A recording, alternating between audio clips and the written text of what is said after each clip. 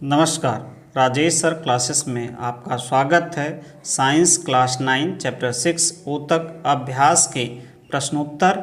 इस वीडियो में आपको चैप्टर 6 के अभ्यास के सभी प्रश्नों का उत्तर मिलेगा। तो देखिए, प्रश्न संख्या 1, ऊतक को परिभाषित करें।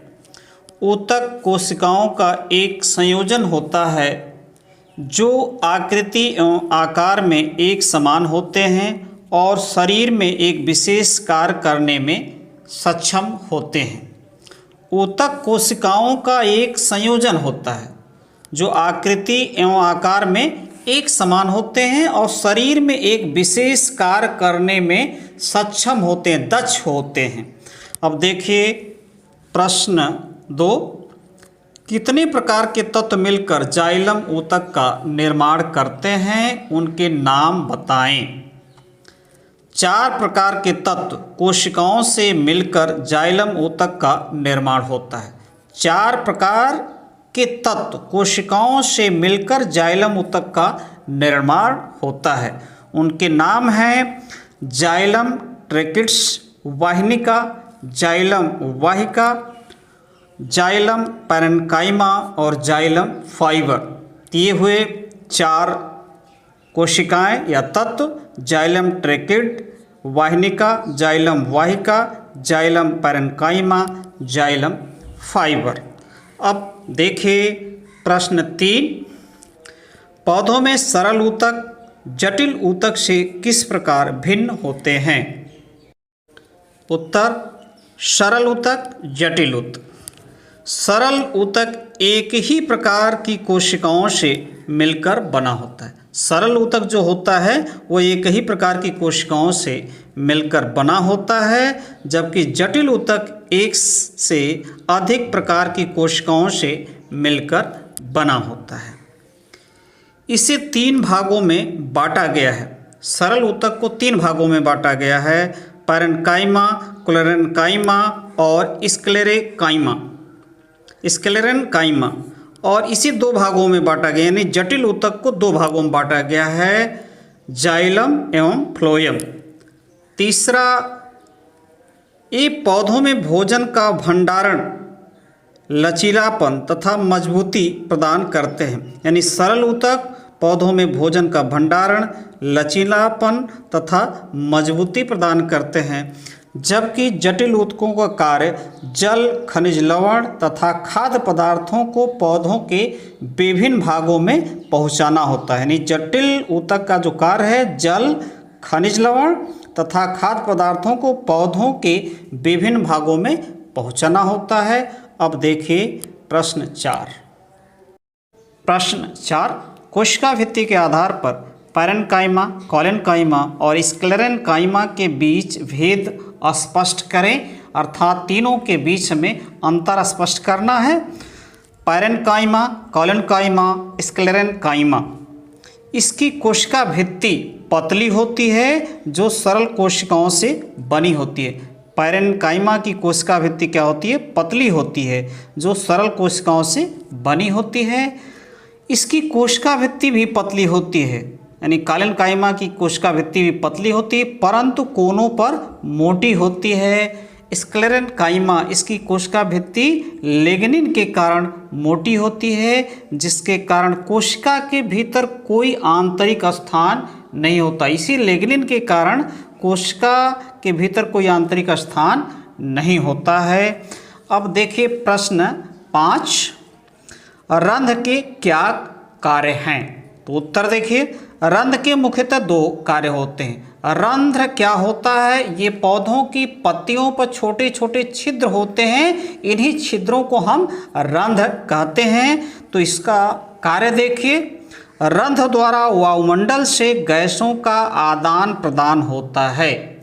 जैसे प्रकाश संश्लेषण में वायुमंडल से रंध्रों द्वारा कार्बन डाइऑक्साइड का अंदर आना तथा ऑक्सीजन का बाहर निकलना। यानी रंध्र एक प्रकार का छिद्र होता है।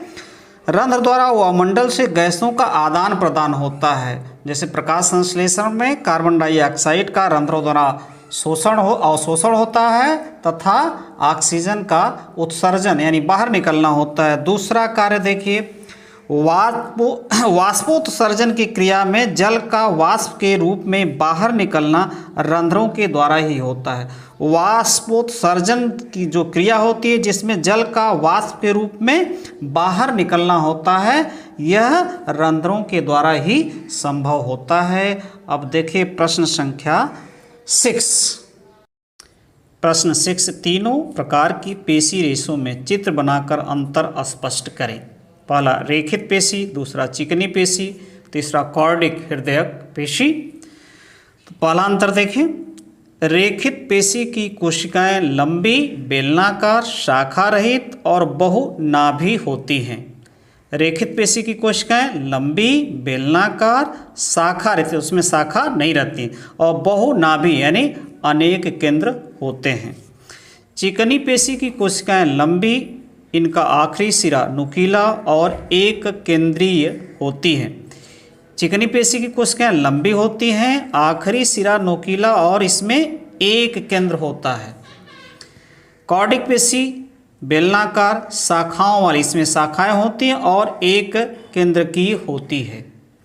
दूसरा अंतर देखें, इस पेशी को यानी रेखित पेशी को ऐच्छिक पेशी कहते हैं, यानी यह इच्छा के अनुसार कार्य करता है।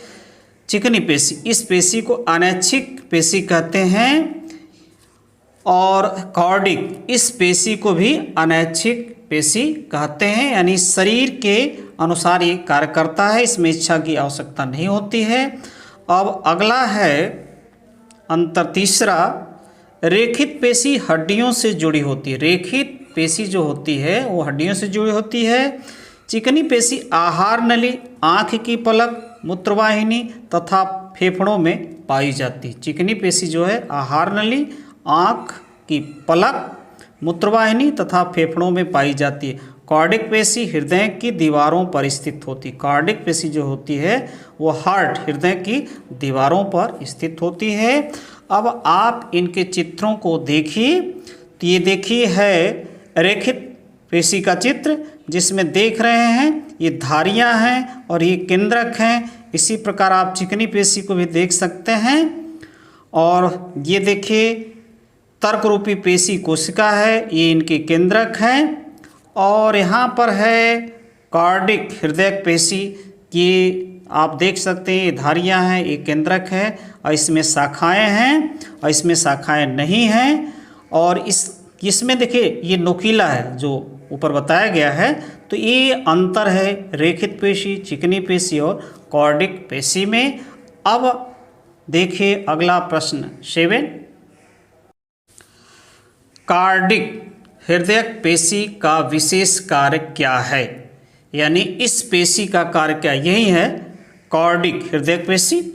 तो उत्तर, कॉर्डिक पेशी जीवन भर लयबद्ध होकर प्रसार एवं संकुचन करती रहती है, जिससे हृदय की पंपिंग व्यवस्था सुचारू रूप से होती है और रक्त का संचार पूरे शरीर में होता है। कॉर्डिक पेशी जीवन भर लयबद्ध होकर प्रसार एवं संकुचन करती रहती है, जिससे हृदय की जो पंपिंग व्यवस्था है वो सुचारू रूप से चलती रहती है और रक्त का संचार पूरे शरीर में होता रहता है। अब अगला प्रश्न देखें 8वां। प्रश्न 8, रेखित, अरेखित तथा कॉर्डिक हृदयक पेशियों में शरीर में स्थित कार्य और स्थान के आधार पर अंतर स्पष्ट करें। रेखित पेशी, अरेखित पेशी, इसे चिकनी पेशी भी कहते हैं, कॉर्डिक हृदयक पेशी। तो पहला देखिए कार्य के आधार पर अंतर। रेखित पेशियां शारीरिक गतियों में सहायक होती हैं, अर्थात शरीर के इच्छानुसार कार्य करती हैं, अतः इन्हें ऐच्छिक पेशियां कहते हैं। यानी जो रेखित पेशियां होती हैं शारीरिक गतियों में सहायक होती हैं, अर्थात शरीर के अनुसार, शरीर की इच्छा के अनुसार कार्य करती हैं, अतः इन्हें ऐच्छिक पेशियां कहते हैं। ये अनैच्छिक पेशियां हैं, अर्थात इन्हें हम स्वयं संचालित नहीं कर सकते हैं, जैसे आहार नली में भोजन का प्रवाह, आँख की पलक का झपना इत्यादि। ये अनैच्छिक पेशियां हैं, अर्थात इन्हें हम स्वयं संचालित नहीं कर सकते, जैसे आहार नली में भोजन का जो प्रवाह होता है और आँख की पलक का झपना इत्यादि। कार्डिक हृदयक पेशी, ये भी अनैच्छिक पेशियां हैं जो हृदय को जीवन भर लयबद्ध होकर प्रसार एवं संकुचन करती रहती हैं, जिससे रक्त का प्रवाह पूरे शरीर में होता रहता है। यानी कार्डिक पेशी भी अनैच्छिक पेशी है जो जीवन भर प्रसार और संकुचन का कार्य करती हैं, जिससे रक्त का प्रवाह पूरे शरीर में होता है। अब देखिए स्थान के आधार पर अंतर। ये पेशियां हाथ पैर तथा कंकाल से जुड़ी होती हैं, यानी रेखित पेशी जो होती है हाथ पैर तथा कंकाल से जुड़ी होती हैं। अरेखित पेशी आहार नाल, आँख की पलक, फेफड़ा से जुड़ी होती हैं, जबकि कार्डिक हृदय पेशी, ये पेशियां हृदय की दीवारों से जुड़ी होती हैं। अब देखिए प्रश्न संख्या 9। न्यूरॉन का एक चिन्हित चित्र बनाए, यानी हमें यहाँ पर एक नामांकित चित्र बनाना है न्यूरॉन का। तो देखिए न्यूरॉन का एक चिन्हित चित्र, ये है आपके सामने न्यूरॉन का एक चिन्हित चित्र। ये है डेंड्राइट, ये सब क्या है, डेंड्राइट है, ये केंद्रक है, और ये जो एरिया है, ये जो भाग है वो कोशिका काय है, और ये तंत्रिकाक्ष है, ये तंत्रिकाक्ष है, ये सब क्या है, तंत्रिकाक्ष है, और ये जो है तंत्रिका का अंतिम शिरा है। तो ये है आपके सामने न्यूरॉन का नामांकित चित्र। अब देखिए प्रश्न संख्या 10। निम्नलिखित के नाम लिखें। पहला है ऊतक जो मुंह के भीतरी अस्तर का निर्माण करता है। ऊतक जो मुंह के भीतरी अस्तर का निर्माण करता है उसका नाम है सल्की एपिथेलियम ऊतक। सल्की एपिथेलियम ऊतक। अब इसका बी, ऊतक जो मनुष्य में पेशियों को अस्थि से जोड़ता है। ऊतक जो मनुष्य में पेशियों को अस्थि से जोड़ता है उसका नाम है कंडरा। अब अगला है ऊतक जो पौधों में भोजन का संवहन करता है। वह ऊतक जो पौधों में भोजन का संवहन करता है वह है फ्लोयम। अगला है ऊतक डी, ऊतक जो हमारे शरीर में वसा का संचय करता है, वसा का संचय करता है। एडी पोज ऊतक, उसका नाम क्या है, एडी पोज ऊतक। अगला है तरल आधात्री सहित संयोजी ऊतक, तो इसका नाम है रक्त। तरल आधात्री सहित संयोजी ऊतक का नाम है रक्त। और अगला है मस्तिष्क में स्थित ऊतक, तो इस ऊतक का नाम है तंत्रिका ऊतक। तो अब चलते हैं अगले प्रश्न 11वें प्रश्न पर। प्रश्न 11, निम्नलिखित में ऊतक के प्रकार की पहचान करें। यानी इन सब में हमें ऊतक के प्रकार की पहचान करना है। त्वचा है, पौधों का वल्क है, अस्थि है, वृक्की नलिका अस्तर है और संवहन बंडल है। तो देखिए त्वचा जो है, त्वचा में सल्की एपिथेलियम ऊतक पाया जाता है। पौधों का वल्क जो होता है उसमें सरल अस्थायी ऊतक पैरेन्काइमा होता है। अस्थि वो संयोजी ऊतक होता है, जबकि वृक्की नलिका अस्तर घनाकार एपिथेलियम ऊतक से बना होता है। संवहन बंडल जो होता है जटिल अस्थायी ऊतक होता है जो जिसमें जाइलम एवं फ्लोएम होते हैं। अब अगला प्रश्न है 12, पैरेन्काइमा ऊतक किस क्षेत्र में स्थित होते हैं। पैरेन्काइमा ऊतक किस क्षेत्र में स्थित होते हैं? तो उत्तर है पैरेन्काइमा ऊतक पौधों के जड़, तना, पत्तियों, पुष्प, फल में पाए जाते हैं। पैरेन्काइमा ऊतकों में क्लोरोफिल पाया जाता है जिसके कारण प्रकाश संश्लेषण की क्रिया संपन्न होती है। जलीय पौधों में पैरेन्काइमा की कोशिकाओं के मध्य हवा की गुहिकाएं होती हैं, यानी गुफाएं छोटी छोटी होती हैं जिसके कारण ये जल में उतराती हैं। अगला प्रश्न है 13वां प्रश्न है, पौधों में एपिडर्मिस की क्या भूमिका है? उत्तर, पौधों में एपिडर्मिस की भूमिका अर्थात क्या कार्य है उसको देखिए। तो पहला है पौधों में कोशिकाओं से बनी सबसे बाहरी परत को एपिडर्मिस कहते हैं। इस प्रकार एपिडर्मिस पौधों के सभी भागों की रक्षा कवच है। पौधों में कोशिकाओं की सबसे बाहरी परत को ही एपिडर्मिस कहते हैं। एपिडर्मिस पौधों के सभी भागों की रक्षा करता है। दूसरा है शुष्क स्थानों में पाए जाने वाले पौधों में एपिडर्मिस मोटी होकर जल की हानि को कम करती है, जिससे पौधे सुरक्षित रहते हैं। शुष्क स्थानों में यानी जहाँ वर्षा कम होती है वहाँ एपिडर्मिस मोटी होकर जल की जो हानि होती है पत्तियों से उसको कम करती है, जिससे पौधे सुरक्षित रहते हैं। अगला है तीसरा, इसकी कोशिकाओं में क्लोरोफिल पाया जाता है, जिससे प्रकाश संश्लेषण की क्रिया संपन्न होती है। यानी एपिडर्मिस में क्लोरोफिल पाया जाता है, जिससे प्रकाश संश्लेषण की क्रिया संपन्न होती है। और अंतिम देखिए, पौधों की पत्तियों के एपिडर्मिस में छोटे छोटे छिद्र होते हैं, जिन्हें रंध्र स्टोमेटा कहते हैं, जिसके द्वारा वायुमंडल से गैसों का आदान प्रदान होता है और वाष्पोत्सर्जन की क्रिया भी होती है। पौधों की पत्तियों के एपिडर्मिस में छोटे छोटे छिद्र होते हैं, जिसे रंध्र स्टोमेटा कहते हैं, जिसके द्वारा वायुमंडल से गैसों का आदान प्रदान होता है, जैसे कार्बन डाइऑक्साइड का अवशोषण तथा ऑक्सीजन का उत्सर्जन और वाष्पोत्सर्जन की क्रिया भी होती है। अब अगला प्रश्न 14वां प्रश्न देखिए।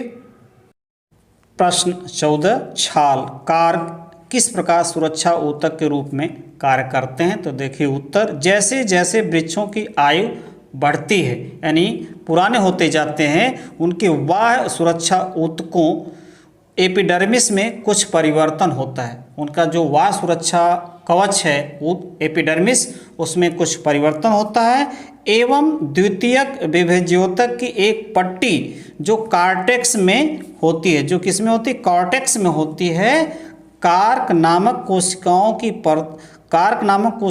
की परतों को बनाती है।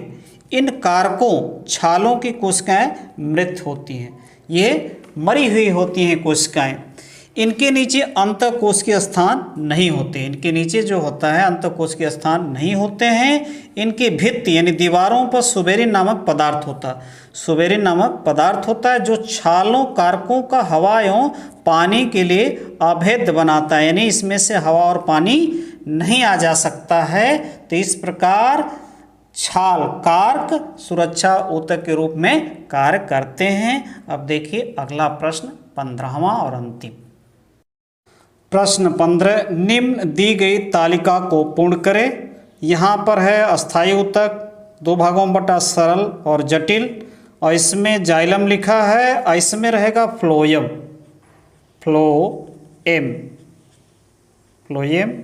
और इसमें रहेगा सरल ऊतक में पहला पैरेन्काइमा,